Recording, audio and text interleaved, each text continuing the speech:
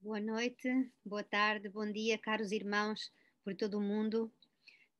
Aqui continuamos a viver esta quaresma de uma maneira muito especial, unidos aos nossos irmãos na Ucrânia, que, como sabemos, estão a passar por uma situação trágica e claro, tantos outros que em tantos locais do mundo que talvez ultimamente não aparecem nas notícias, mas nós sabemos que estão a passar por esta paixão autêntica de Cristo, porque o Cristo que nós veneramos na cruz não é simplesmente o Cristo que há 2000 anos padeceu na cruz, mas é o Cristo que sofre em cada um dos nossos irmãos e, evidentemente, nestes que nós vemos estarem a sofrer uma guerra atroz, uns ataques tão graves no seu país e que são obrigados a fugir, enfim, esta situação inesperada, penso que pelo menos a mim pessoalmente está a marcar muito esta quaresma do ano 2022 e fala-me realmente muito de como Jesus também viveu a sua paixão, porque é em momentos assim que nós nos perguntamos pelo sentido da vida, pelo sentido da morte, quando vemos que pessoas que viviam em paz, em segurança, de um dia para o outro perdem essa situação e perdem tudo o que tinham, perdem seres queridos, também já tinha falado nisso no vídeo anterior, não é?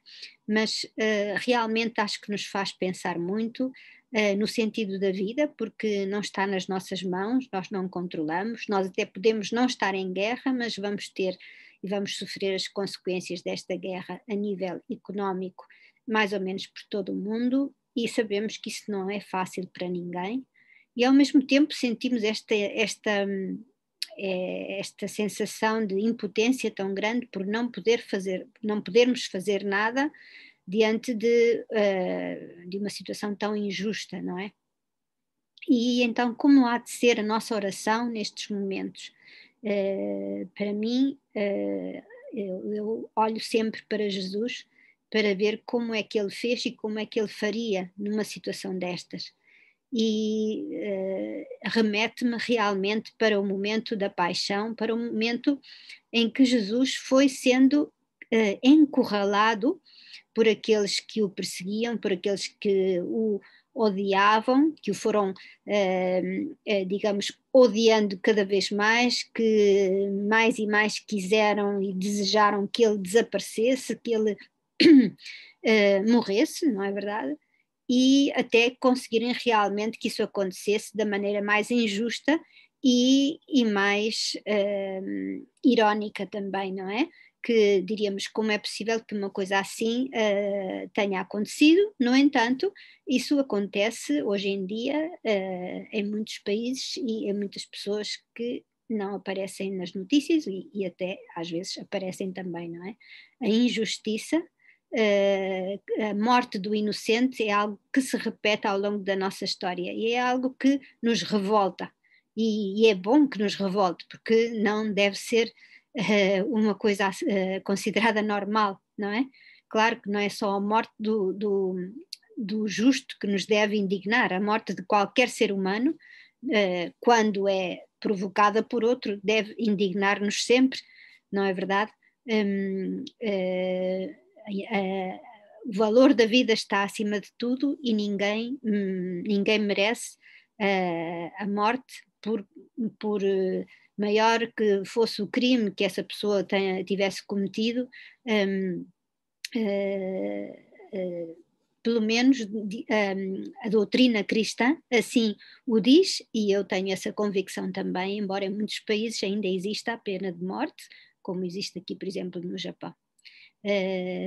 No entanto, penso que realmente não é essa a forma como se solucionam os conflitos e as guerras, e não falo só das guerras realmente entre países, mas também das guerras que às vezes vivemos nas nossas casas, nas nossas famílias, entre países, mas de uma maneira mais subtil, não é verdade? as guerras que nós travamos no nosso coração, connosco próprios ou com outras pessoas com as quais talvez tenhamos que lidar no dia a dia e são muito difíceis de lidar, digamos. Como é que Jesus reagiu diante dessas situações difíceis? Porque é assim que Deus responde. Às vezes nós pensamos, sei lá, penso que neste momento muita gente dirá, se Deus existisse não permitiria tal coisa. No entanto, a forma de atuar de Deus, do Deus de Jesus, do Deus que é amor, não é implacável, não é um Deus que domina o homem, é um Deus que nos criou livres e, como tal, nós podemos e realmente cometemos muitos erros, porque temos a capacidade de escolher entre o bem e o mal, de escolher entre seguir os nossos instintos ou seguir aquilo que a nossa consciência nos dita e temos a capacidade de perder também a sensibilidade da nossa consciência à base de nos enganarmos a nós próprios uma e outra vez. E por isso é que os seres humanos são capazes de atrocidades que nem sequer os animais nunca fariam, não é? Alguém dizia estes dias que os animais matam quando precisam de comer, mas os seres humanos matam sem necessidade nenhuma. Então, voltando à resposta que nós podemos encontrar em Jesus, precisamente durante estas semanas tem sido lido várias vezes o Evangelho de São João, em que, como vos dizia, Jesus vai sendo cada vez mais encurralado por aqueles que o odeiam, não é? No Evangelho de João aparecem como sendo os judeus, mas que no fundo não são todos os judeus, são aqueles que os odeiam. Também os discípulos eram judeus, o próprio Jesus era judeu, não é? E qual é a reação de Jesus? Em primeiro lugar, chama-me a atenção que Jesus não foge. Houve alturas da sua vida em que ele foi perseguido e que Jesus fugiu. Ele, nesse momento, nesses outros momentos, como naquele momento em que na sinagoga de Nazaré ele falou e as pessoas não gostaram do que ele disse e depois queriam atirá-lo de um precipício e Jesus fugiu, não é? Não tinha chegado a sua hora, não tinha chegado o momento de já se entregar completamente nas mãos, sem resistência, nas mãos dos homens, sem resistência. Mas chegou esse momento em que Jesus já tinha dado tudo o que tinha a dar. Se é que um ser humano pode dar tudo, porque Jesus era humano e era limitado, mas sendo humano e sendo Deus, Jesus, com o tempo que teve, pôs tudo o que tinha para transmitir o amor de Deus. E nessa tentativa de transmitir e de exprimir o amor de Deus através da sua vida, foi criando amigos e inimigos, não é? É o que acontece na nossa vida e é algo que não podemos evitar, porque nem toda a gente vai gostar das nossas opiniões, da nossa forma, do nosso estilo de vida, sobretudo se tentarmos ser parecidos com Jesus.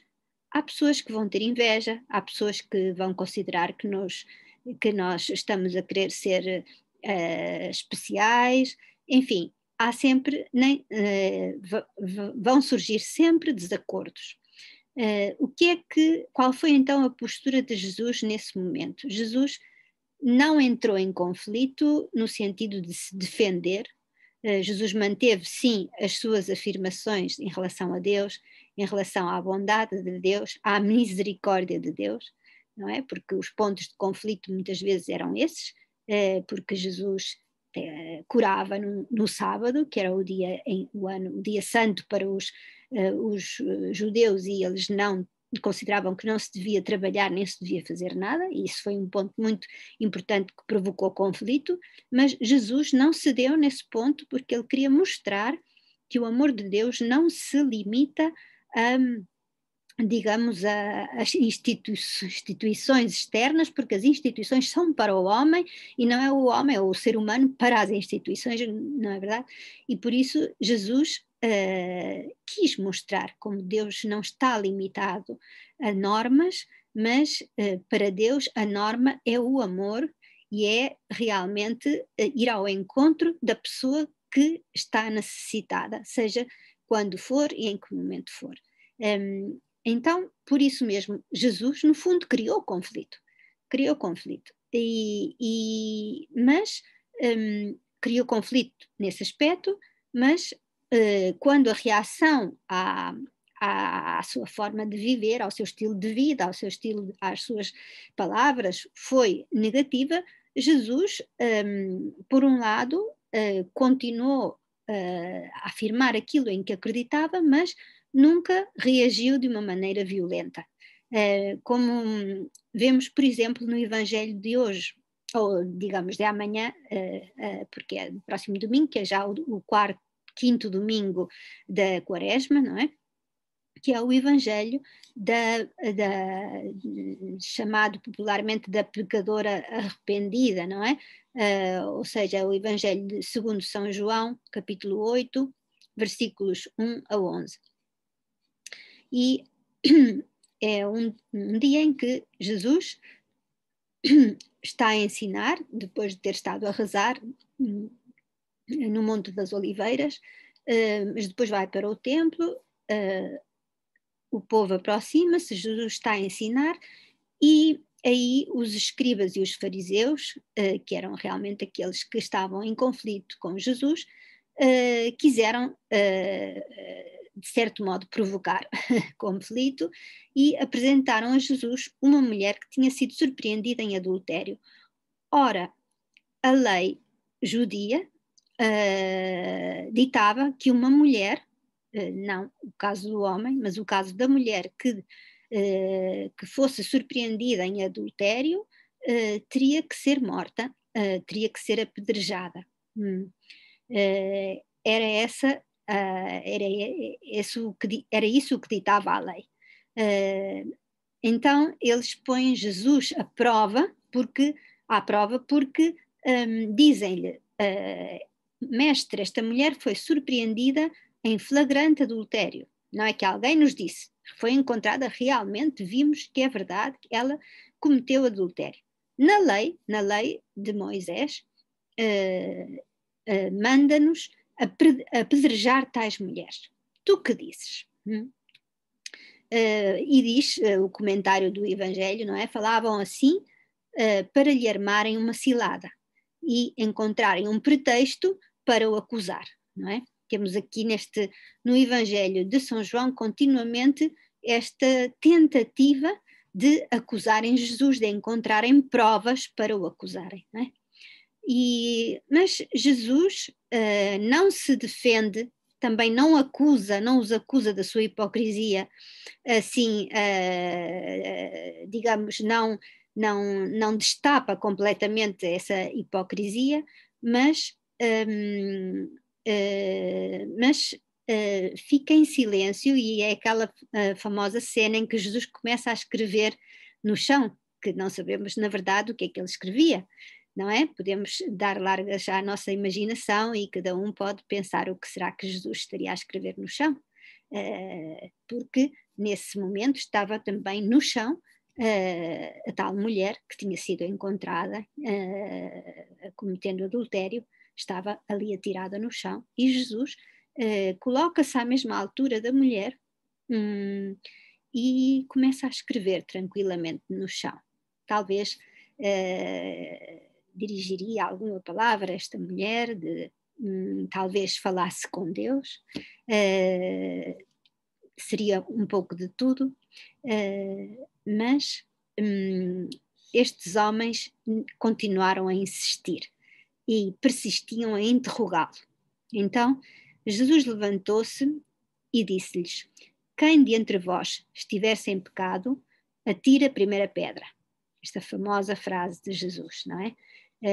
Jesus não os acusou diretamente, não lhes disse vocês são uns hipócritas, saiam daqui, ou Jesus não começou a apedrejá-los, como poderia ser que algum de nós tivesse vontade vendo tanta hipocrisia, porque com certeza que aqueles homens eram muito mais pecadores do que aquela mulher, ou talvez não, até se calhar eram até muito santos, mas então faltava-lhes a santidade principal, que é a misericórdia, que é o amor de Deus diante dos pecadores, não é? Mas Jesus disse estas palavras e foram palavras certeiras, porque se algum de vocês não tiver pecado e, portanto, se sentir capaz de acusar alguém porque está limpo de pecado, então que o faça, não é? E Jesus voltou a inclinar-se, voltou a colocar-se ao mesmo nível daquela mulher e continuou a escrever no chão. Não é interessante, o que é que Jesus estaria a escrever no chão nesse momento?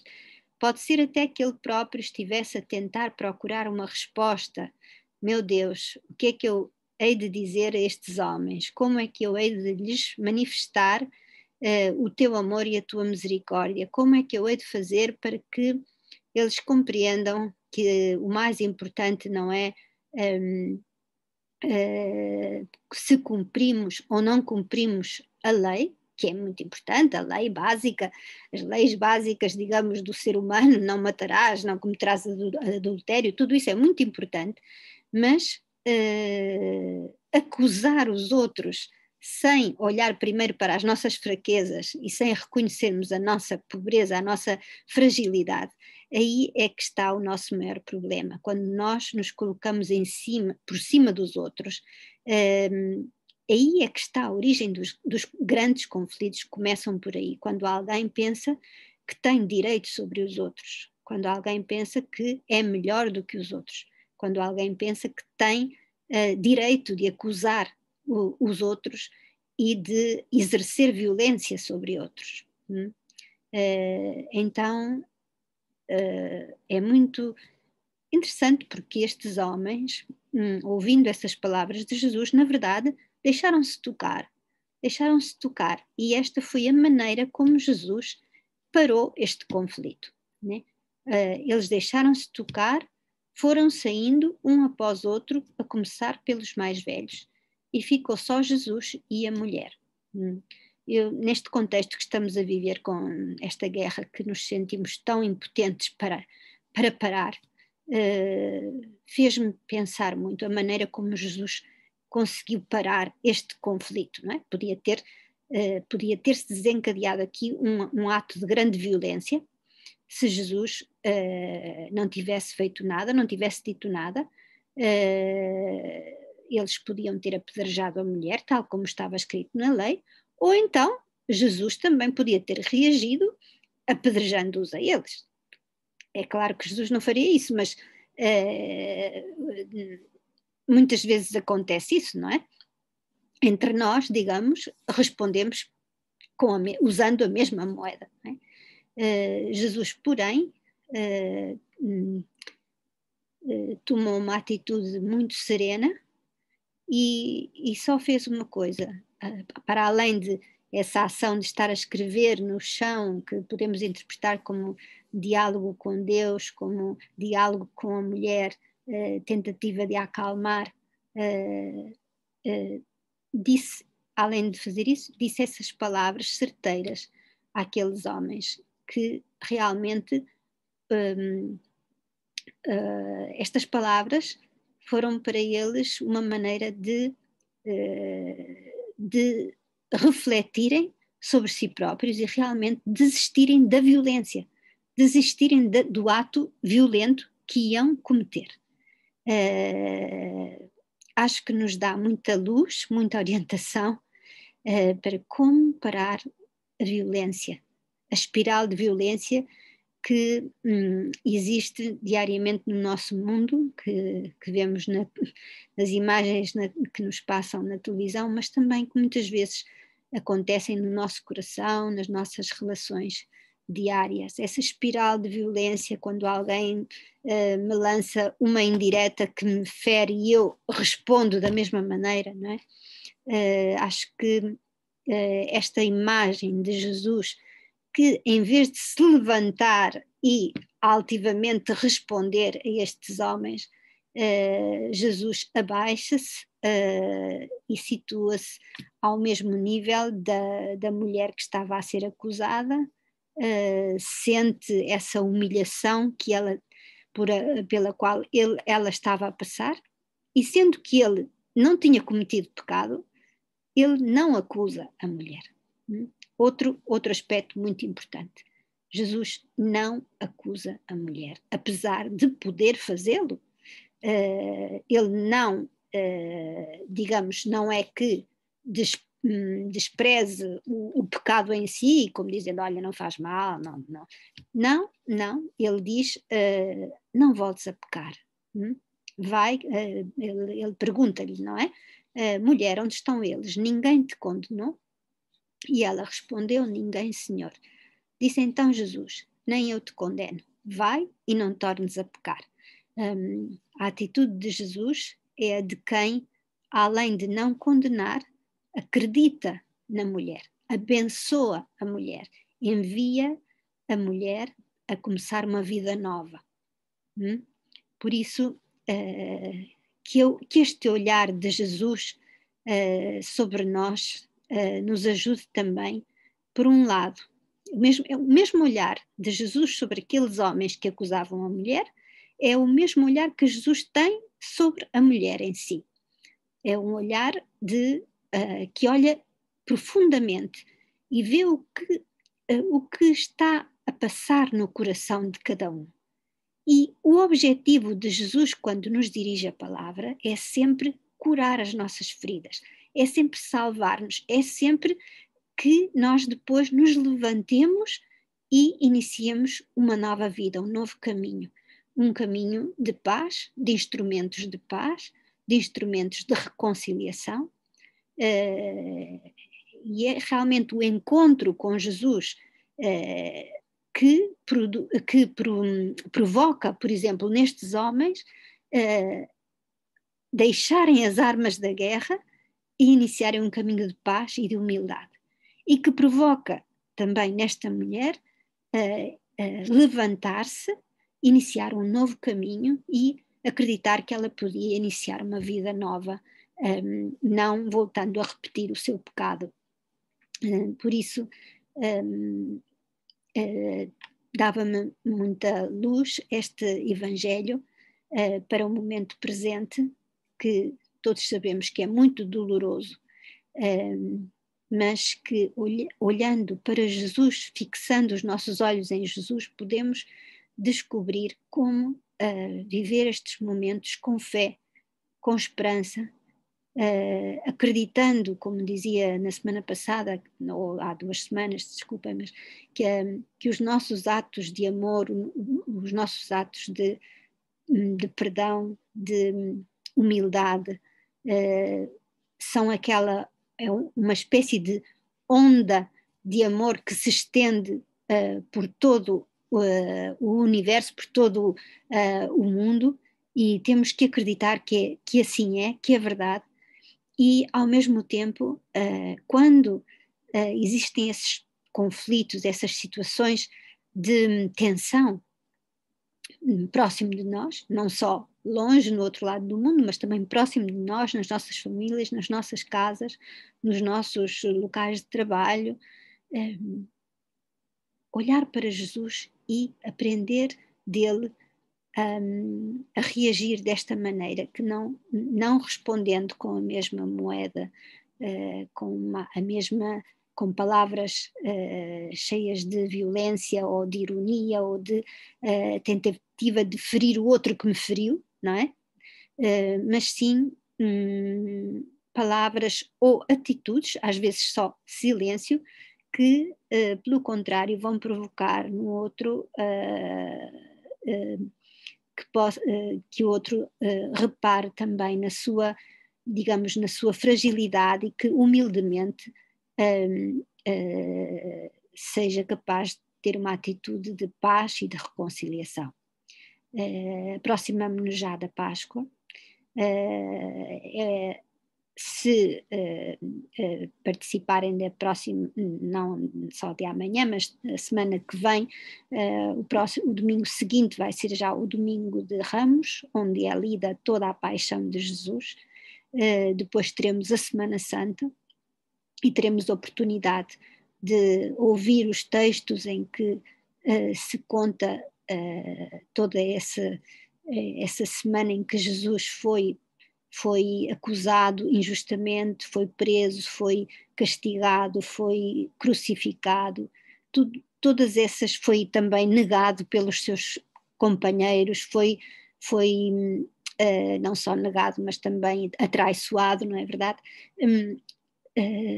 Essa paixão de Jesus, esse sofrimento que se prolonga durante toda essa Semana Santa, que nós recordamos, vai com certeza evocar-nos a situação de tantos irmãos que estão a passar por um sofrimento tão prolongado que não veem o fim do túnel e Deus queira que olhar para Jesus nos dê também luz para podermos acompanhar esses irmãos com a oração e também acreditar que a nossa oração vai ser força para eles. Se Deus quiser, ainda vou ter mais uma oportunidade de partilhar convosco antes da Páscoa, mas queria deixar por enquanto estas palavras e pedir muito que rezemos uns pelos outros, agradecer a todos aqueles que, sobretudo na Europa, estão a trabalhar para acompanhar tantos refugiados, não é? Tantos voluntários que estão até a receber refugiados nas suas casas, que estão a fazer donativos, doações de alimentos, etc. Agradecer toda essa entrega e continuar, sobretudo, a rezar e a acreditar que os nossos atos de amor na nossa vida diária têm um valor muito grande e nada se perde, tudo se transforma e dá fruto onde Deus quer. Obrigada a todos e uma boa semana.